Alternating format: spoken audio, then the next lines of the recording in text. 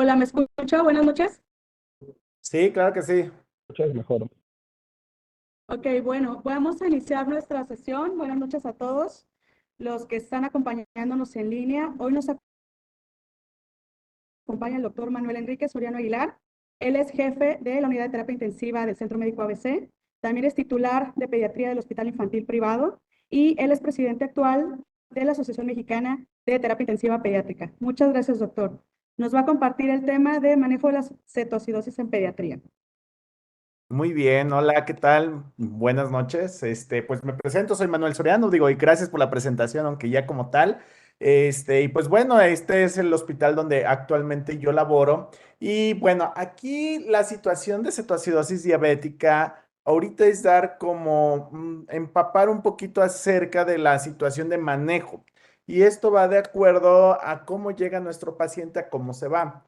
Las guías que estamos basándonos son aquellas guías del ISPAT. Sin embargo, un sistema de doble bolsa, el cual está utilizado en algunos otros lugares y que en realidad a nosotros nos ha funcionado bastante bien, y esto no es la experiencia de nosotros, sino ya está descrito este sistema de doble bolsa en donde la tasa de éxito de nuestros pacientes primeramente es egresarlos de la terapia intensiva a las 24 a 36 horas, máximo 48 horas, a pesar de que sean cetoacidosis severas, ¿no? Y bueno, entonces finalmente, pues vámonos. Lo primero que quiero decir es que no tengo algún conflicto de interés. Y pues, como les dije, primeramente vamos a ver la definición, la diferenciación con estado hiperosmolar hiperglucémico, la fisiopatología, las manifestaciones clínicas, el tratamiento de principio a fin y las complicaciones. Bueno, entonces, como les dije, teníamos antes las guías del 2018 y actualmente tenemos las guías del 2022. Y primeramente, para saber, los criterios bioquímicos de cetoacidosis incluyen ya no el bicarbonato sérico a partir de 15. Actualmente es menos de 18. Entonces, antes decíamos bicarbonato sérico menor de 15. Ahora, aquí es importante saber que la gasometría que se toma en cuenta para la definición es una gasometría venosa y no requerimos una arterial, porque puede haber una diferencia entre arterial y venosa y no es necesario que estemos puncionando a un niño sin necesidad en la arteria, salvo que ahorita vamos a platicar un tema. Los líquidos iniciales en infusión, antes decíamos que deben que pasar de 30 a 60 minutos y ahorita ya los menciona de 20 a 30 minutos en esta guía. El promover el aumento del sodio sérico durante la cetoacidosis ya no es necesario. Antes estábamos con que hay que mejorar el sodio, hay que mejorar el sodio, hay que mejorar el sodio. Sin embargo, esta recomendación también ya se va hacia atrás. Y pues bueno, hacer énfasis en las diferencias de tratamiento para estado hiperosmolar hiperglucémico, el estado mixto, comparado con la cetoacidosis. Entonces, la definición de cetoacidosis diabética, lo único que vamos a tener en cambio, perdón, aquí en esta está el error. Entonces, el primero es que es un pH menor de 3, 7,3, perdónenme. Recuerden que es venoso y el bicarbonato menor de 15 y la hiperglucemia mayor de 200. Ahora, puede presentar cetonemia, la cual la podemos ver en dos maneras. En sangre, que es la beta hidroxibutirato, esta se toma en una forma de glucometría capilar, es justamente también una punción y el resultado está en menos de un minuto. Esta es la que mejor, la que sería más fiable. Lamentablemente en México todavía no la están vendiendo. En Estados Unidos sí, y hay muchos endocrinólogos que de pronto la importan y la están viendo ahí constantemente. Y bueno, este puede ser un mejor marcador, pero nosotros utilizamos el acetoacetato, que es en orina, y en orina normalmente lleva mucho más tiempo en limpiarse. Entonces, esto también es una muy importante medición que tenemos que estar viendo, solamente que vamos a ver persistencia del acetoacetato durante más tiempo y entonces no va a ser la medida más fiable. Sin embargo, para cuestiones de diagnóstico, si tenemos pH menor de 7,3, bicarbonato menor de 18, tenemos la hiperglucemia mayor de 200 y tal vez el acetoacetato o las cetonas en orina positivas, ya con ello bioquímicamente tenemos el diagnóstico, pero no olvidemos el diagnóstico sindromático, ¿no? Entonces, la cetoacidosis diabética la vamos a clasificar de acuerdo a la severidad y la severidad se va a dividir en leve, moderado o severo. Lo único que cambió fue en la leve el bicarbonato menor de 15 o el pH de 7,3. El pH siguió siendo exactamente lo mismo. El moderado de menor de 7,2 y un bicarbonato menor de 10. Puede ser cualquiera de las dos. Si bien nuestro paciente puede estar compensando el pH con respiraciones de Kussmaul, entonces probablemente tiene 7,28 de pH, pero tiene un bicarbonato de 8. Con eso ya definimos que es moderado. Y la severa con un pH menor de 7,1 o un bicarbonato menor de 5. Ahora, la frecuencia de la diabetes mellitus tipo 1 en los niños es del 15 en algunos lugares y algunos lugares puede llegar hasta el 70%. Y esto es muy raro que lleguemos al 70%. Realmente en nuestra población normalmente es del 15 al 20%. La edad donde se llega a presentar son más los escolares que los preescolares, pero a partir de preescolares y escolares es cuando más se llega a presentar. Y en los adolescentes es en quienes tenemos mucho más recaídas. Y bueno, también va a depender mucho del acceso a los cuidados médicos, ya que esto depende mucho de educación, ¿no? Los factores de riesgo de cetoacidosis diabética para hablar de recaída es omisión de administración de dosis de insulina, que tengan pobre control metabólico, sabiendo que esto es lo principal. Si ellos tienen un control metabólico, con eso va a ser más que suficiente. Si tuvieran episodios previos de cetoacidosis diabética, ahora, aquellos pacientes que de pronto se descompensan por alguna situación infecciosa, ya sea gastrointestinal y también de vías urinarias, si tienen gastroenteritis y vómito, también se llegan a descompensar. Alteraciones psiquiátricas, púberes o adolescentes, ellos sí, por renuencia al tratamiento, el consumo de alcohol y bueno, se dice que los usos de infusores de insulina llegan a disminuir estos factores de riesgo. Entonces, aquí habrá que ver, ¿no? Entonces, finalmente, las diferencias, pues simplemente que en el estado hiperosmolar hiperglucémico el pH venoso es mayor de 7,25 y el arterial más de 7,30, pero no requerimos, y el bicarbonato es mayor de 15, pero aquí lo importante es que hay cetonuria leve o cetonemia de ausente a moderada, o sea, la cetonuria no hay tanto problema y la osmolaridad sérica es mayor de 320, lo que sí aquí puede haber alteración del estado de conciencia, convulsiones. Y bueno, dentro de la fisiopatología, recordemos que podemos tener una deficiencia de absoluta o parcial de la insulina. Esto es la diabetes mellitus tipo 1. Y ya tenemos un factor desencadenante que es el estrés, infecciones, insulina insuficiente por la administración, pero el que más participa dentro de todo es el estrés. Y ya de aquí se vienen las hormonas contrarreguladoras. Sucede el evento de estrés, aumenta el glucagón, aumenta las catecolaminas, aumenta el cortisol y la hormona de crecimiento. Y de aquí se vienen varias vías, las cuales todos van a confluir en una deshidratación y una hiperosmolaridad.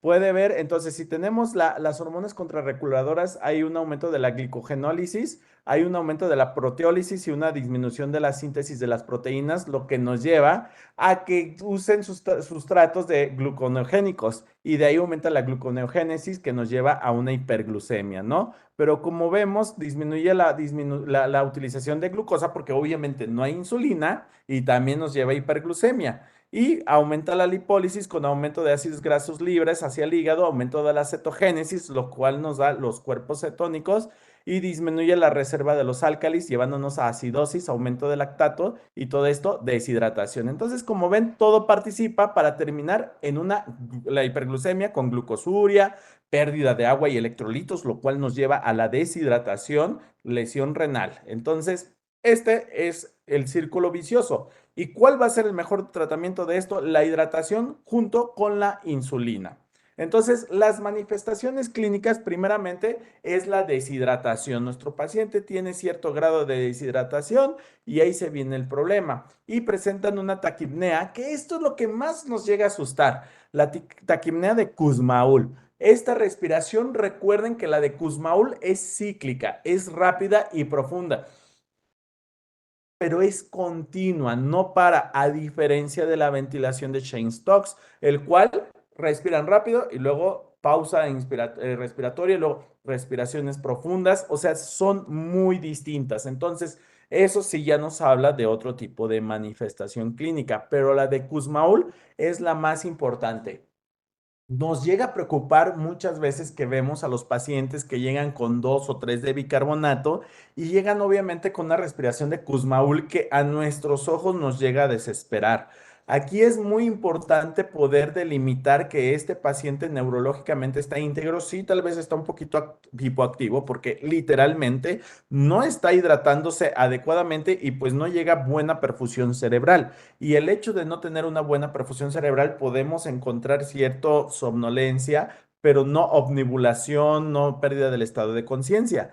Entonces, aquí va a ser muy importante algo que siempre le digo a mis residentes: paciencia, a que se empiece a rehidratar y estar vigilando constantemente el estado neurológico, ya que si yo me asusto en este momento y tengo que intubar al paciente, lo que voy a hacer es quitar un mecanismo de compensación de ese pH y nos va a llevar hacia un pH menor de 6,9, el cual es incompatible con la vida y es mucho más fácil que tengamos alguna complicación que puede ser un paro cardiorrespiratorio. Ahora, el hecho de la hipoperfusión por esta misma deshidratación, podemos tener náusea, vómito, dolor abdominal, que puede simular en un abdomen agudo y asimismo confusión, somnolencia, pero ya si vamos a la omnibulación y pérdida del estado de conciencia, ahí tenemos que poner mucho atención. De aquí para atrás prácticamente es esperar a que hidrate para que empiece a perfundir toda la sangre hacia el cerebro. La evaluación en urgencias, para no abarcar mucho, recuerden que finalmente son los lineamientos del PALS, el A, B, C, D, E. Eso no lo vamos a omitir y siempre va a ser importante. Si el paciente tiene alguna alteración en el nivel de conciencia, hay que tener cuidado y estar vigilando más cercanamente. Tomar inmediatamente una glucosa sérica y una glucosa capilar y beta hidroxibutirato o cetonas en orina, el acetoacetato. Entonces, cualquiera de ellos es muy importante, pero esto de manera basal, ¿sale? En segunda situación, hay que buscar datos de infección porque recuerden que casi siempre el detonante puede ser una infección en vías urinarias o puede ser alguna infección en algún otro nivel y las gastrointestinales en segundo. Estimar el grado de deshidratación. Recuerden que un grado de deshidratación, el 5% tienen llenado capilar prolongado, la piel está todavía turgente, pero en el 10% que ya choque es disminución de los pulsos periféricos, hipotensión y oliguria. Y bueno, una valoración del nivel de conciencia a la escala de coma de Glasgow, que sabemos que esta se utiliza sobre todo para trauma de cráneo, pero es una medida neutra la cual nos va a ayudar a ver la tendencia. Y de acuerdo a nosotros, como vayamos viendo esa tendencia, nos va a ir sabiendo decir cómo vamos. Entonces, esto no va a ser un cambio de inmediato, esto va a ser de acuerdo al tiempo de recuperación de toda esta acidosis. Y el paciente inconsciente, si es necesario asegurar la vía aérea, si es necesario, hay que hacerlo y promover el vaciamiento gástrico porque puede broncoaspirar, pero lo que más podamos es evitar la intubación orotraqueal. Digo, dicen, oh, me estás diciendo que sí, que no. Bueno, o sea, hay que ser muy finos en esta parte, ¿sí? Colocar oxígeno suplementario si lo fuera necesario. Realmente, cuando vemos las respiraciones constantes y profundas, aquí sí hay una situación, ¿no? Entonces, nos causa mucho escozor y todo ello, pero no precisamente necesitamos el oxígeno suplementario. Tal vez por tranquilidad, unas puntas nasales y listo, para que podamos saturar esa poca sangre que está circulando y que vaya bien saturada para que entregue bien oxígeno. Electrocardiografía continua, porque recuerden que podemos presentar hipocalemia. Es una de las principales alteraciones que nos puede llevar a que tengamos arritmias, etcétera. Entonces, aquí sí es de mucho cuidado. Cuando llega el paciente, lo ideal es canalizarlo con dos vías periféricas. ¿Por qué? Porque en una va a pasar el sistema de doble bolsa, que lo vamos a ver ahorita, y con otra va a pasar la solución, el sistema de doble bolsa y con otra la insulina. La insulina va a pasar solita. Necesitamos no combinarla con nada, los medicamentos y ya todo lo demás que quieran en el sistema de doble bolsa, ¿sale? Y evitar el catéter venoso central, porque estos pacientes 48, 72 horas, si los tratamos adecuadamente, están fuera de la terapia intensiva. Y línea arterial dice evitarla, pero yo les he de decir que nosotros dentro de nuestra práctica, y esto sí ya tal vez es algo más local, aquí dentro de la línea arterial nosotros preferimos porque evitamos la multipunción del paciente y sobre todo los pacientes más chiquitos, también la solemos, o sea, ya no lo estamos multipulsionando y ya de aquí estamos tomando las muestras necesarias. tanto del control de electrolitos, controles de algunas otras cosas más. Pero sí está en discusión de si sí o no. Ahora, si están en una unidad donde no se manejan normalmente líneas arteriales y no estamos familiarizados con el personal de enfermería en esto, puede resultar muy difícil y podemos provocar un accidente. Entonces, esto va a depender mucho de la unidad. Administrar insulina en vía periférica, como les dije, sin mezclar con nada, ni medicamentos, ni nada de eso, porque podemos pasar bolos de insulina y después vamos a quedar desprotegidos por un tiempo de insulina. Entonces, la insulina no se mezcla con nada. Administrar antibióticos en pacientes febriles que creamos que tengan infección y toma de cultivos, porque el propio paciente por la misma deshidratación puede tener fiebre y evitar la sonda urinaria a menos que esté inconsciente el paciente porque es un factor de riesgo también para contaminarse. Y bueno, toma de laboratorios, glucosa central. Es importante tener el nivel de glucosa central, no solamente la capilar inicial, ¿sí? Electrolitos séricos, sodio, potasio, cloro, fósforo, magnesio, calcio, todos los electrolitos, porque sobre todo el potasio y el fósforo se pueden ver alterados. Puede haber una discreta hiponatremia o hipernatremia. Y bueno, el bicarbonato como tal creatinina por la lesión renal que pueden presentar la osmolaridad sérica. Recuerden que la gasometría la requerimos una gasometría venosa, una biometría hemática, porque vemos la tendencia de los leucocitos y la deshidratación muchas veces nos presenta niños con 16,000 leucocitos, 18,000, etcétera. Una medición de albúmina sérica por si es que necesitamos corregir calcio, examen general de orina buscando cetonas y datos de infección y cultivo, semocultivo, urocultivo, exudado faríngeo en caso de que tenga sintomatología. Esto no es mandatorio, esto solamente si tuviéramos la sospecha. El electrocardiograma es importante tener uno basal también por la parte legal, porque si llegase a presentar arritmias, ustedes pueden demostrar con esto que no habíamos tenido alteraciones en las ondas T y para abordaje una hemoglobina glicosilada. Y bueno, recuerden medir signos vitales, valoración neurológica, pero si el paciente empieza a tener cefalea, y tenemos variaciones de la frecuencia cardíaca o elevación de la presión arterial, más aparte vómitos recurrentes. Y esto suele suceder en las primeras 12 horas. Ya después de 12 horas es difícil, salvo que estemos haciendo mal las cosas. Y alguna parálisis de los nervios craneales, cambios de la respuesta pupilar, desaturación, pero no desaturación por algo pulmonar, sino porque ya no es capaz de mantener la vía aérea. Aumento rápido del sodio sérico, como que esté teniendo ya una diabetes insípida, que haya tenido bastante edema cerebral. Y hay que checar la cantidad de insulina administrada, cuantificación de ingresos-egresos, glucosa capilar horaria, toma de electrolitos, glucosa BUN, lo que habíamos mencionado. Y bueno, las guías te dicen repetir cada 2 a 4 horas los electrolitos séricos, pero si somos realistas, y hasta yo hablo tal vez en el hospital que estoy en uno privado, que digamos tiene buena tecnología, pues apenas en 2 horas te tienen todos los electrolitos. Entonces, realmente lo que nosotros los hacemos, vemos la tendencia de cómo se está comportando el paciente, pero normalmente cada 8 horas, las primeras horas, hasta ver una estabilización del potasio y ya después de eso, cada 12 o 24 horas. Entonces, realmente 3 veces al día, salvo que tengamos una hipocalemia muy importante, menor de 2,5, si es necesario hacer una corrección de este potasio y en ese momento que nosotros podamos, como tal, estarlo midiendo seguido para que no tengamos problemas por la administración de insulina y nos haga más hipopotasemia o hipocalemia. Toma de beta hidroxibutirato cada 2 o 4 horas, pero como quedamos, no lo tenemos. Tenemos acetato y lo tomamos una vez por cada turno. También los lípidos y los triglicéridos pueden estar elevados por la misma situación y también nos pueden ayudar para corregir el sodio y el peso diario para ver cómo está nuestra sobrecarga, ¿no? Y podemos calcular anion gap, el sodio corregido de acuerdo a la glucosa, podemos calcular la osmolaridad efectiva. Sin embargo, las nuevas guías, pues esto ya va más en decadencia. Simplemente es estarte fijando los niveles y se me hace digamos, de cierto modo lógico que nos enfoquemos en las cosas que más nos van a llegar a importar y estos cambios los estemos vigilando. Las metas en la terapia va a ser corregir la acidosis y revertir la cetosis. ¿Cómo vamos a hacer esto? La acidosis la vamos a revertir con los líquidos intravasculares y la cetosis con la insulina. Por eso la insulina se vuelve una parte muy importante. corregir la deshidratación. Obviamente, esta deshidratación, recuerden que no se trata de un reto Bonafont. Esto se trata de que solamente vamos a pasar la primera carga, tal vez si el paciente tiene un colapso vascular.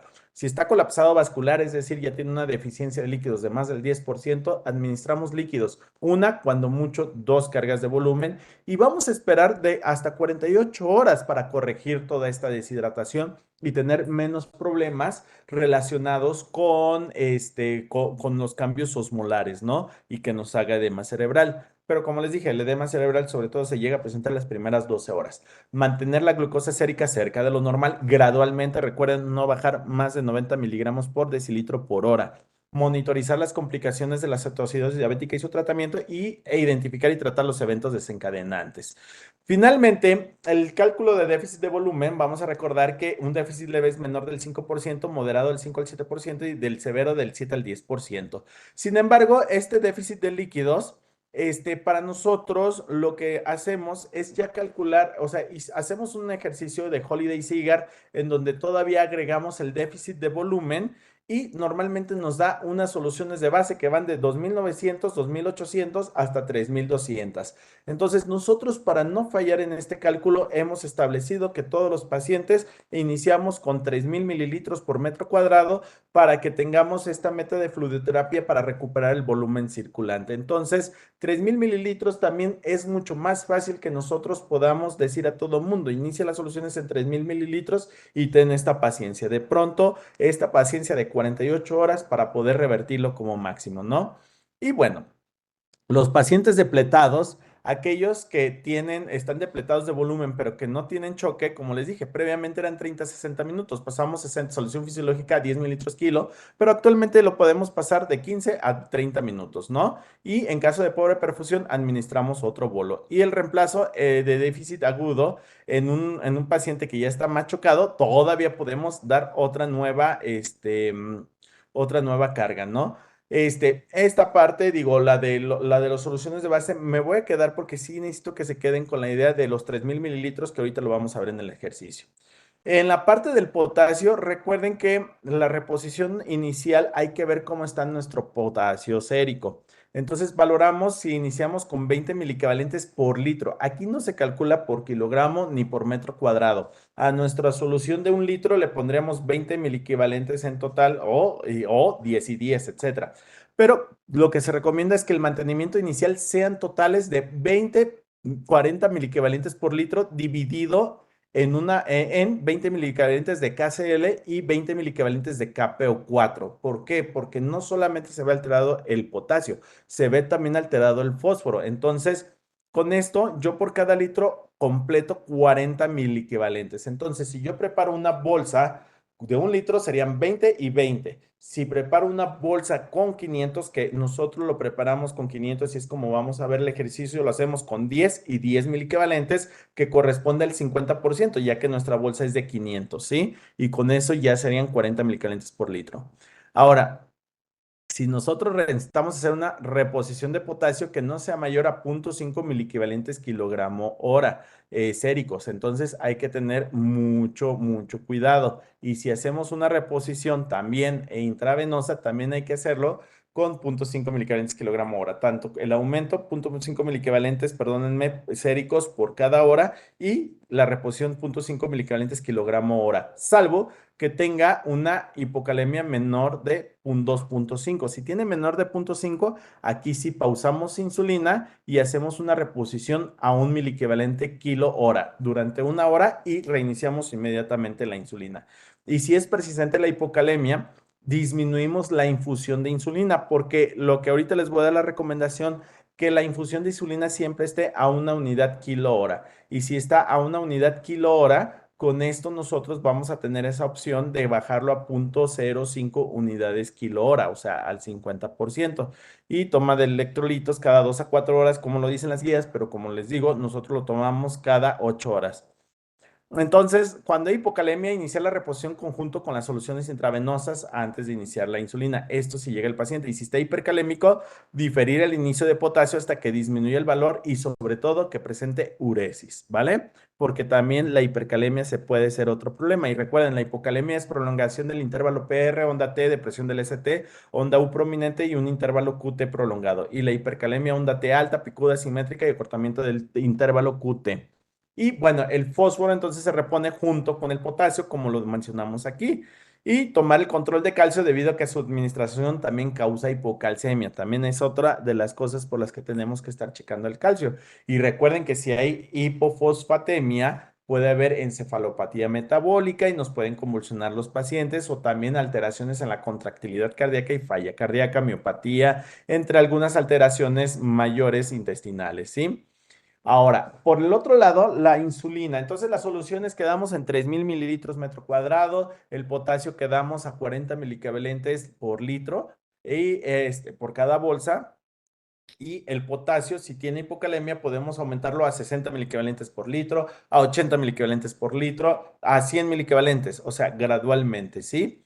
Y bueno, entonces la insulina se inicia una hora después de la fluidoterapia. ¿Por qué?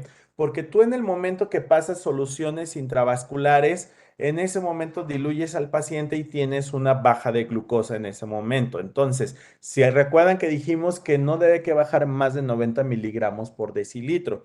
Entonces, si no, si nosotros damos la fluidoterapia, lo normal es que te llegue a bajar hasta 100 solito. Entonces, si nosotros agregamos todavía la insulina, va a bajar mucho más y aquí sí tenemos riesgo de producir edema cerebral. Entonces, iniciar una hora después de la fluidoterapia. Antes era muy padre porque las cargas las pasábamos en una hora y ya después de eso, con el sistema de doble bolsa y iniciábamos automáticamente también la insulina, ¿no?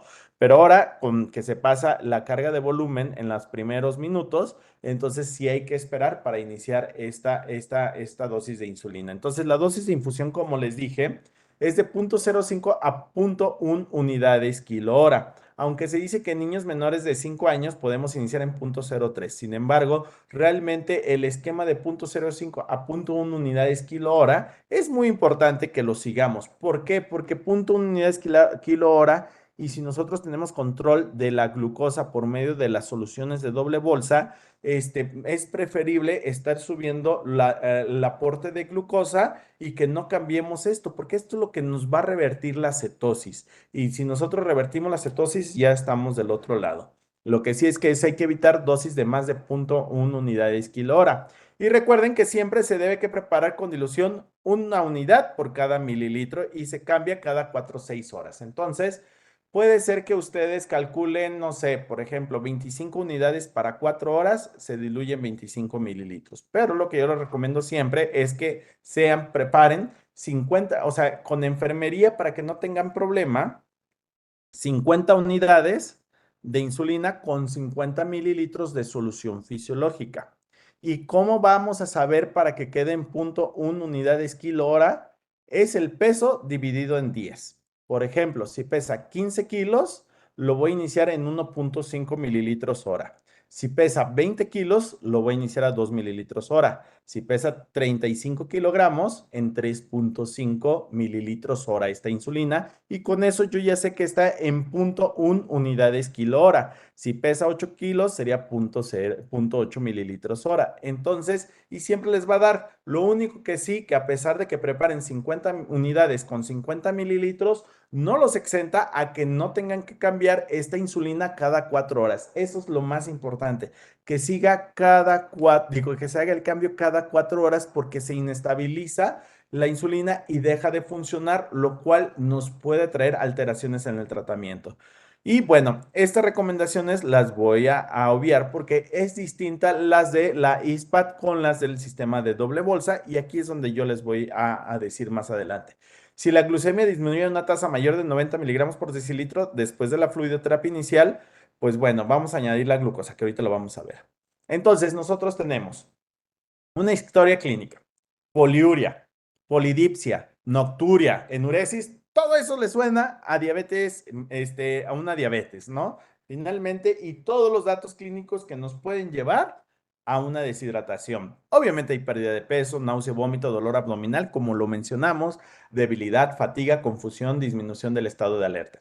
Y además tenemos deshidratación, las respiraciones de Kussmaul, que no me canso de decir, no se desesperen de ellas. Olor a cetonas, recuerden que es un olor peculiar como a frutos podridos, ¿no? Y letargia, omnibulación y además de cetonas en orina, aumento de la glucosa, lo que ya habíamos mencionado, confirmamos cetoacidosis diabética. Y tenemos tres, deshidratación mínima con buena tolerancia a la vía oral. Estos niños los hidratamos muy bien, o sea, los hidratamos vía oral, ni siquiera es necesario intravenoso y muchos de ellos hasta pueden iniciar con sistema subcutáneo de insulina.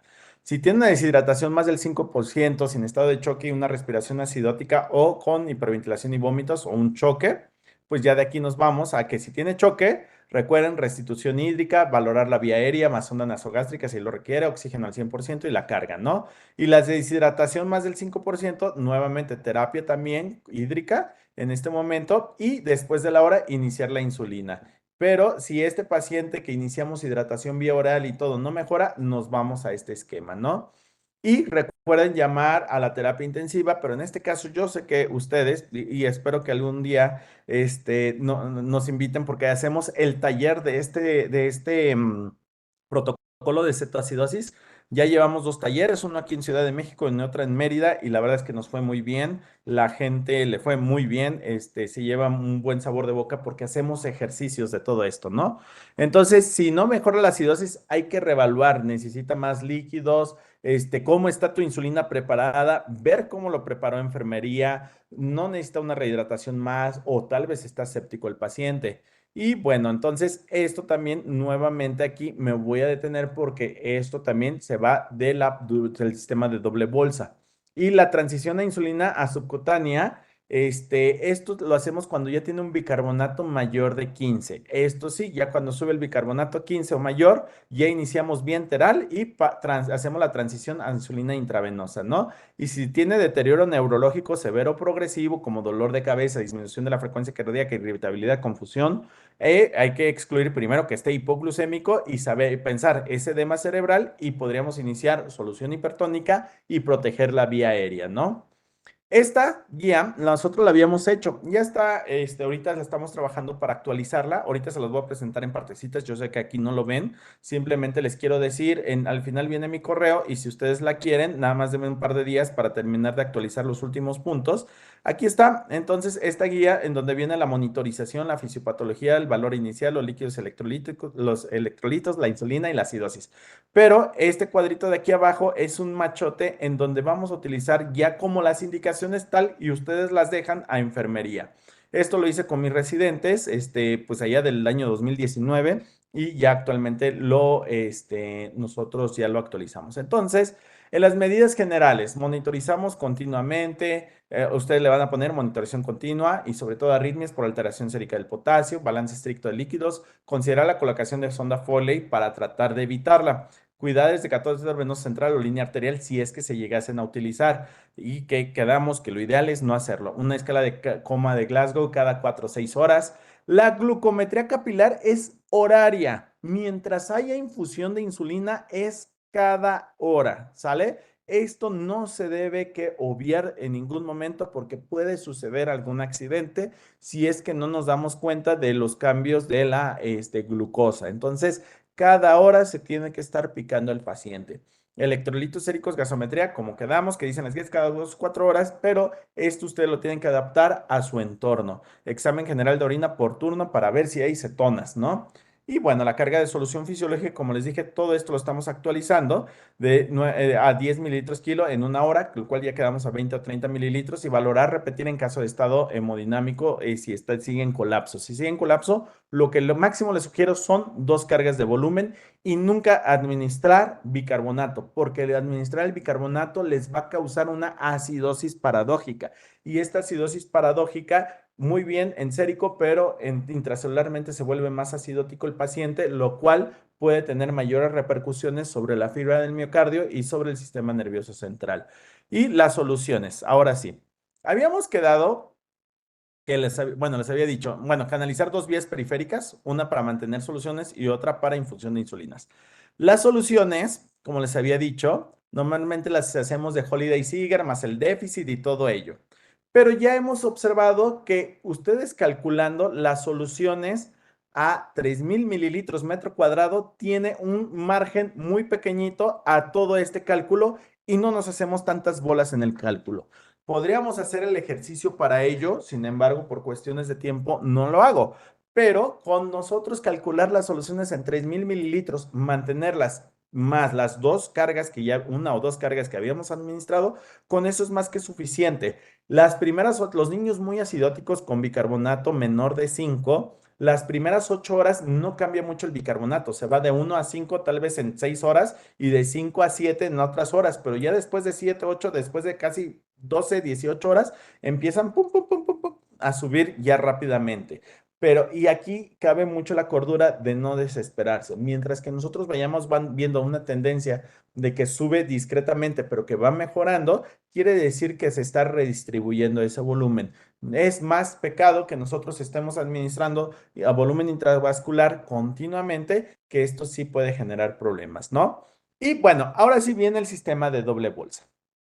El sistema de doble bolsa nos ayuda para tener una infusión de glucosa a distintos niveles, para tener una concentración de glucosa de 0% para aquellos pacientes que tengan una glucosa capilar mayor de 250, una glucosa del 2.5% para aquellos pacientes que tengan una glucosa capilar entre 180 y 249. Y así es. Si sale 249, ya me cambio a esta, a pesar de que sea aquí 250 para arriba. Si me sale 181, me quedo con esta, pero si me sale 179, me voy a una glucosa al 5% y con esto. Y 7.5% con glucosas de 100 a 139, un del 10% de 70 a 99, y ya cuando tienen menos de 70 y ya van a iniciar la vía enteral, solamente les colgamos una glucosa al 10%.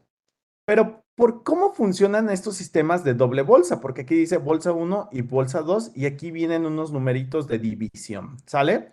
Entonces, en la bolsa uno, nosotros vamos a poner una solución fisiológica donde solamente va a traer KPO4 y KCl. Es decir, esta no tiene nada de glucosa. ¿Y qué quiere decir esta bolsa? Recuerden que les dije, son 40 milicavalentes por litro. Pero como nosotros tenemos nuestras bolsas de 500 mililitros, solamente ponemos 20 milicavalentes para que sean 20 milicavalentes en 500 mililitros. Entonces, yo pongo en mi indicación bolsa sin glucosa, que es la bolsa 1. Solución fisiológica 500 mililitros, 10 miliquivalentes de KP4 y 10 miliquivalentes de KCl. Mi bolsa número 2 va a tener glucosa al 10%. Dices, pero Manuel, oye, si hay glucosa, solución glucosa al 10%, ¿por qué no utilizamos ella? Porque la solución glucosa al 10% es hipotónica, no tiene nada de sodio. En Estados Unidos sí la existe preparada solita, pero una solución hipotónica en estos momentos no nos es conveniente porque nos puede, al contrario, nos puede afectar. Entonces, nosotros ponemos solución fisiológica al 9% con 400 mililitros y 100 mililitros de glucosa al 50%. Y con esta dilución, yo ya tengo una glucosa al 10%, pero con una buena osmolaridad. Y esta osmolaridad nos va a funcionar sobre todo para esta hiperosmolaridad que está cursando el paciente. Y le agrego sus 10 y 10 milicavalentes de KCl y KPO4, obviamente de cada uno, ¿sí? Entonces, estas son mis dos bolsas. Las dos bolsas las cuelgan y se unen, ya sea en una llave de 3 vías, ya sea en un pulpito o algo, pero entran sobre la misma canalización. Entonces, nosotros vamos a calcular nuestras soluciones de base a 3000 mililitros y lo dividimos en 24 horas para saber qué infusión vamos a tener. Y digamos que nos da una infusión de 100 mililitros hora. Si nuestro paciente tiene una glucosa capilar mayor de 250, voy a dejar voy a dividir esos 100 mililitros hora en 4 partes, o sea, 25 mililitros, ¿vale? Entonces, si tengo una glucosa capilar de mayor de 250, los mililitros hora que va a pasar de la bolsa 1 van a ser 100 mililitros, que son las 4/4 partes, ¿vale? Entonces, aquí con esto voy a obtener una concentración de glucosa del 0%, ¿vale? Ustedes les dejan aquí y les enseñas a sus enfermeras cómo es esto, ¿sale? Entonces, si ustedes les enseñan a sus enfermeras esto, ellas solamente hacen los cambios de volúmenes de infusión. Entonces, aquí le dices, le dejas en 100 mililitros hora. Pero si la glucosa le sale de 180 a 249, ya requerimos 2.5% de glucosa. Por lo tanto, 3/4 partes de la bolsa 1, que serían 25 más 25 más 25, 75 mililitros hora de la bolsa 1 y 25 mililitros hora de la bolsa 2. Espero que ahí esté claro. Mililitros hora, ¿sale? Entonces 75 y 25. Si el paciente tiene 140 a 179 de glucosa, vamos a dejar glucosa al 5%. Entonces aquí vámonos con la mitad y la mitad. O sea, 50 mililitros hora y 50 mililitros hora. Esto estamos suponiendo que la infusión del paciente quedó en 100 mililitros hora, ¿sale? De acuerdo a la superficie corporal con un cálculo de soluciones a 3000 mililitros metro cuadrado. Si ya la glucosa va bajando de 100 a 139, requiero glucosa al 7.5%. Entonces yo le escribo todo este cuadrito a la enfermera y ya le digo, aquí voy a requerir 25 mililitros hora, que es un cuarto, y aquí voy a requerir 3/4 partes, que son 25, 50, 75 mililitros hora. Como ven, se invirtió aquí con esta, ¿sale? Y ya si tiene de 70 a 99, le dejo pura glucosa al 10%. Ya cuando nuestro paciente va a comer, dejo glucosada al 10%, a menos con una glucosa menor de 70 y voy disminuyendo las soluciones base a lo que vaya comiendo. Tal vez ya nada más requiere para mantener vía aérea, vía intravenosa, perdónenme. Nosotros lo dejamos con 10.4 mililitros hora, tal vez ustedes lo dejan con 5 mililitros hora, solamente para permeabilizar, ¿vale? Bueno, la siguiente indicación es la infusión de insulina. Iniciar en la primera o en la segunda hora de haber empezado la hidratación. Y recuerden mantenerlo en 0.1 unidades kilogramo hora. Esto es importante. Si están teniendo disminuciones de la glucosa, pues simplemente vamos ajustando esto, ¿sí? Pero en el caso de tener hipoglucemia o que haya bajado mucho más de 90 miligramos por decilitro, pasamos un bolo a 5 mililitros kilo de glucosado al 10%, si es que bajó mucho, porque ahí sí es importante, pero lo importante es que traten de no disminuir la infusión de insulina, que es uno de los tratamientos pivote. Prefiero que estemos jugando con este sistema de 2 bolsas, ¿vale? Y recuerden cambiar la infusión de insulina cada 4 horas y diluir una unidad por cada mililitro. Como les dije, yo lo que espero es que preparen, o sea, una medida fácil es 50 unidades en 50 mililitros y el peso entre 10 y eso les da 0.1 unidades kilos. Si pesa 25 kilos, 1.25 mililitros hora, ¿no? Digo, 2.5 mililitros hora. Si pesa 30 kilos, 3 mililitros hora. Si pesa 15, 1.5 mililitros, ¿vale? Disminución esperada de 60 a 80, no más de 90, pero ya, más de 100 es cuidado, ¿sale? Iniciar cambio subcutánea cuando haya resuelto la cetoacidosis, pH mayor de 7,3 y bicarbonato de 15, aunque no hayan revertido las cetonas en orina. Si tendríamos beta hidroxibutirato capilar, ahí sí sería con esa negativización.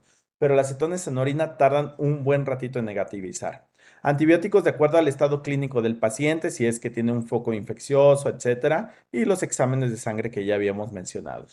¿Cuáles son nuestros problemas? Hipocalemia, hipocalcemia, hipomagnesemia, hipofosfatemia, alcalosis hiperclorémica. Es importante saber que si nosotros estamos teniendo tendencia a aumento del cloro, también puede ser causa de acidosis y no tengamos que, digamos, confundir esta acidosis hiperclorémica, ¿no? Digo, aquí dice alcalosis hiperclorémica, pero me acordé de la acidosis hiperclorémica. Entonces, si nosotros vemos un importante aumento del cloro, aquí es importante que tal vez la solución fisiológica al 0.9 la dividamos a la mitad y que quede en 0.45. ¿Cómo hacemos esto?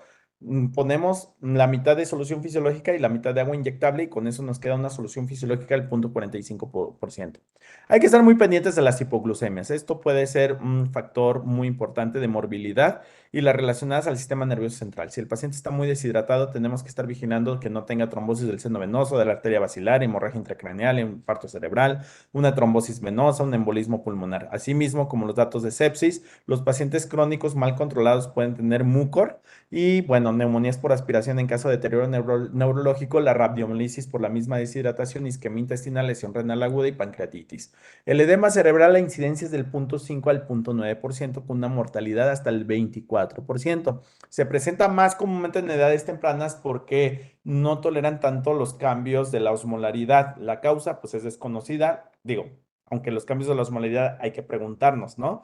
Puede ser también la deshidratación y la perfusión. La ventilación que vamos a hacer con ella, también está afectando esta parte del edema cerebral. Y bueno, se disrumpe la barrera hematoencefálica en caso de edema cerebral, no lo sabemos. No solamente es el cambio osmolar, es multifactorial. Los factores de riesgo, la edad temprana, que es el primer episodio, que tenga una mayor duración de los síntomas que ya hayan sido varios días, que tenga una hipocapnia importante, un incremento de la urea, acidosis, osmolaridad sérica baja.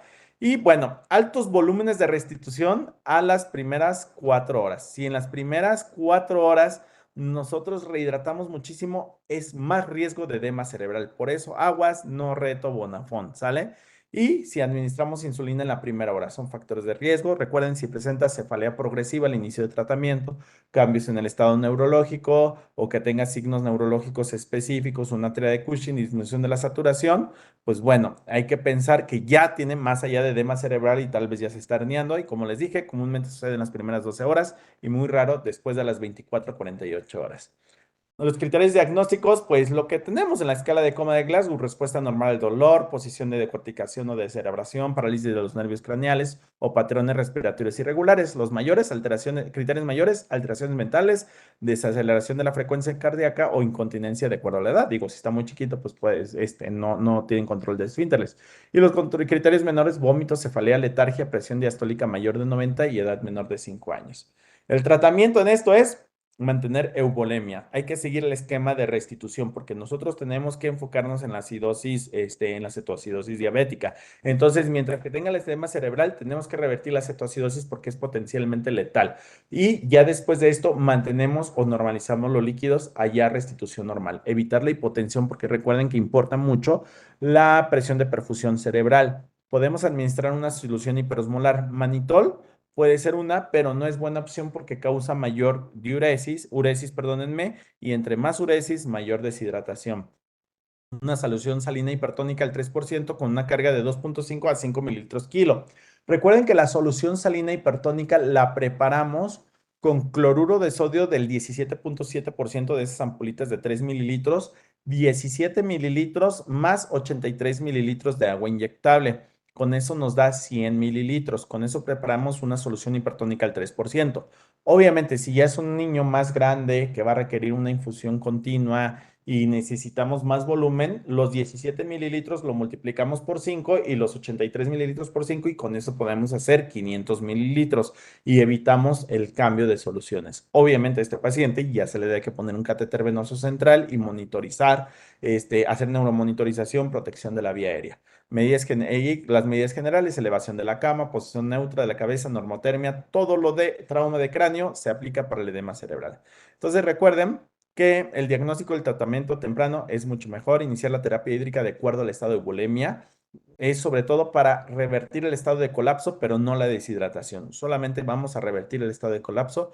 La reposición de líquidos debe que ser hasta 48 horas y la insulina se debe que iniciar 1 hora posterior al inicio de la terapia hídrica. Y en los líquidos siempre agregar KCl y KPO4. Evitar el edema cerebral, y el edema cerebral se presenta en las primeras 12 horas.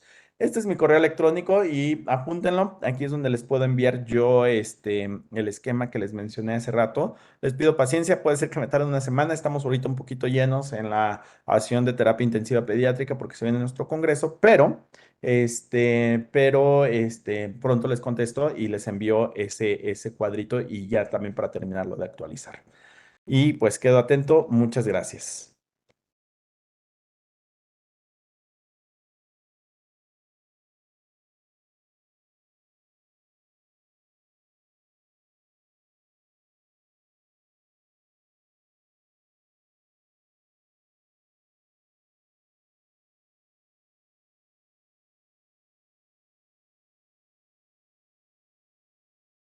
Buenas noches, tenemos unas preguntas.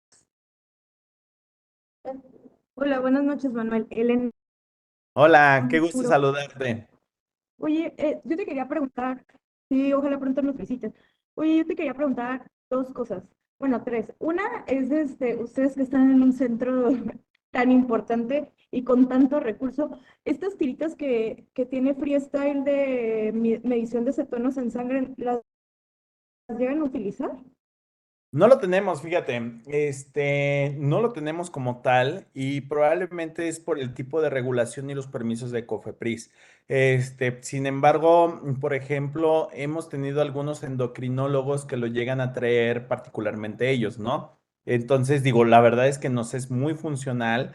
Lo malo es que no te llegas a familiarizar que la tendencia, hablando mentalmente, no la vas manejando. Entonces es cuestión de ir adquiriendo experiencia, pero son, híjole, sería un instrumento muy, muy importante y muy bueno. Bueno, y otra cosa que te quería preguntar, y eso a mí siempre en la residencia me causó como mucha como intriga y de pronto como no estaba tan de acuerdo en la reposición de la uresis, porque para mí iba a ser como un círculo vicioso, entre más reponía uresis, más iba a orinar mi paciente. Entonces, ¿ustedes lo están haciendo? No, el lauresis solamente en caso de diabetes insípida nosotros reponemos lauresis. Porque ahí sí podemos tener un aumento del sodio y que este puede causar una hipernatremia muy importante. Pero la reposición de lauresis no la hacemos, es más bien ya va con relación al estado de hidratación, de la mejoría del estado de hidratación. Entonces, lo único que sí tal vez pudiera hacer es que si empieza a tener vómitos incontrolables o algo así, ahí sí, porque ahí son pérdidas que van más allá de la autorregulación renal, ¿no? Aquí ya son pérdidas que no estaban previstas y que las va a tener de acuerdo o sea, las urinarias son de acuerdo a su propia perfusión y las que no están cuantificadas, pues ya, por ejemplo, vómitos o diarrea. Pero a pesar de ello, todavía seguimos utilizando las soluciones de base a 3000. En ocasiones llegamos a subir a 3500 mililitros metro cuadrado. No les sugiero más de 3500, no van a obtener ningún beneficio y el paciente va a tener una fuga capilar importante. Entonces, yo lo que le recomiendo y sugiero es 3000 a 3500 mililitros y ya si va orinando, digo, es buen dato de perfusión.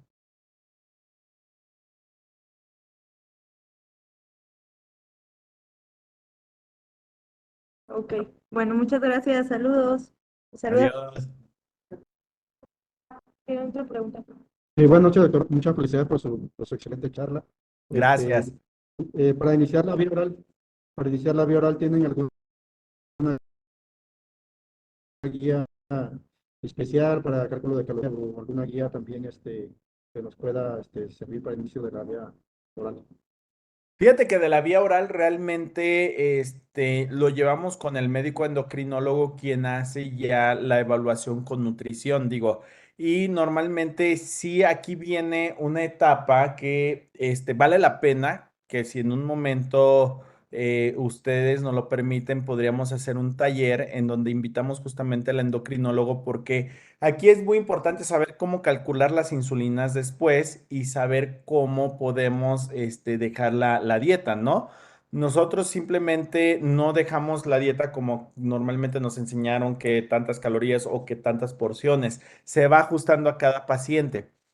Aquí, pues tal vez Josefa nos pueda ayudar para que nosotros podamos ir allá con ustedes y hacer todo el taller de todo esto para que podamos, abarcar un poquito más allá de todo esto. Esto sí lo vemos más especial con el endocrinólogo. No te puedo decir una sugerencia general porque sí lo individualizamos mucho y sobre todo de que si nosotros no tenemos ese apoyo de seguimiento, es más fácil la recaída. Entonces aquí sí importaría mucho que pudiéramos dar ese seguimiento con el mero profesional para esto, ¿no?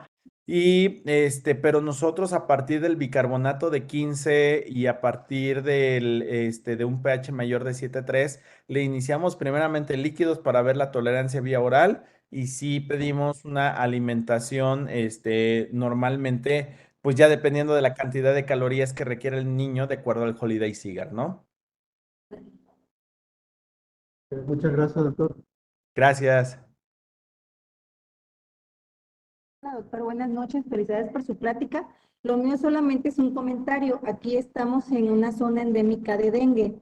Entonces, cuando era residente, llega una niña con cetoacidosis diabética y pues traía una IBU y pues hacemos reposición y todo. 48 horas edema cerebral.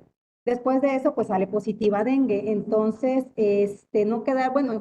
no quedarnos de que si trae la IBU y que ya es la primera vez de cetoacidosis diabética, nada más quedarnos ahí. La verdad fue un caso muy feo para nosotros como residente porque hace edema agudo de pulmón e hizo el edema cerebral, como bien dice usted, fuera del tiempo esperado con la reposición a como debe de ser para la cetoacidosis diabética, pero pues para el dengue era, pues, o sea, sí fue mucho por la fuga capilar que hace. Solo comentario por la zona endémica en la que vivimos. Qué interesante, fíjate, porque realmente se vuelve bien tremendo poder definir, oye, ¿a qué le voy a dar tratamiento de prioridad, no? Obviamente tienes que dar el tratamiento, priorizar los tratamientos a aquellos que comprometen la vida. En este caso, la acidosis metabólica compromete la vida, por lo tanto, las soluciones esas no podemos hacer mucho cambio, ¿no? Pero si el paciente cursa con edema agudo pulmonar, ni modo, lo tengo que intubar. Digo, y aquí hay que ser muy cauteloso en este manejo porque tienes que manejar un CO2 tan bajo para poder compensar esa acidosis metabólica, ¿no? Lo que sí, ahí sí no recomiendo y sigo recomendando no la administración de bicarbonato, pero sí, justamente, por ejemplo, niños que llegan con una neumonía severa, niños que, digo, dices, ya, o sea, aparte de todo, tal vez en la omnibulación tuvo un trauma de cráneo. Entonces, tienes que particularizar mucho, mucho los tratamientos. Entonces, esa es una parte muy interesante, en donde, pues, ahora sí que ustedes tienen intensivistas conocidos y que ojalá, puedan ayudarles, porque sí requieren así como muchos ajustes. Y les he de decir ustedes en estas zonas, hay cosas que tienen mucho más experiencia que nosotros acá en la parte central, y que manejan mucho mejor, pero ya tal vez a veces combinando digamos, la opinión de intensiva de alguien más y con la de ustedes se pueda mejorar mucho la parte de tratamiento. Pero sí está muy interesante, digo, cuando sucede eso, híjole, o sea, esos casos sí están difíciles. Gracias. Gracias. También, por supuesto, le vamos a tomar la palabra con lo del taller, ya lo vamos a organizar. Y queríamos pedirle un favor si nos puede apoyar con unas preguntas porque tenemos unos obsequios para los asistentes. Ah, caray, muy bien. Entonces, ¿cuántas preguntas? Unas 6 preguntas, por favor, a ver si estuvieron atentos. Está buenísimo eso. Perfecto, muy bien. Entonces, ¿quién es la primera persona que nos pueda decir exactamente la clasificación de leve, moderada y severa de la cetoacidosis diabética? Que corra hasta acá. Ah, el doctor Raúl. Sí, y aparte que venga. Buenas noches, doctor.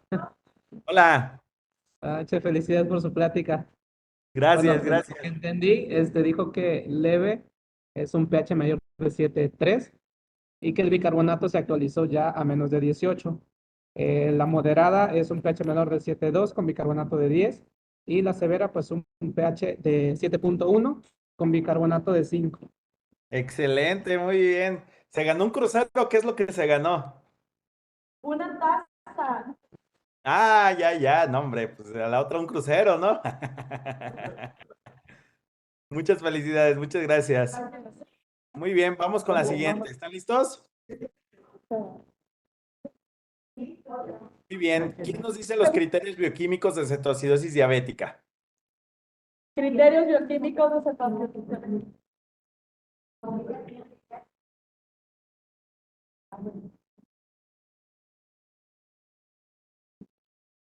Bueno, antes de eso, muchas gracias a los que nos acompañaron vía internet. E invitamos a filiales de otros estados, también por parte de la Asociación Mexicana de Pediatría. Muchas gracias. Nos despedimos de la transmisión. Nos quedamos los locales junto con las preguntas y los premios. Gracias, gracias. Los criterios bioquímicos. Adelante, criterios bioquímicos. Ya escuché el del bicarbonato menor de 15. ¿Alguien? Otra vez, Raúl.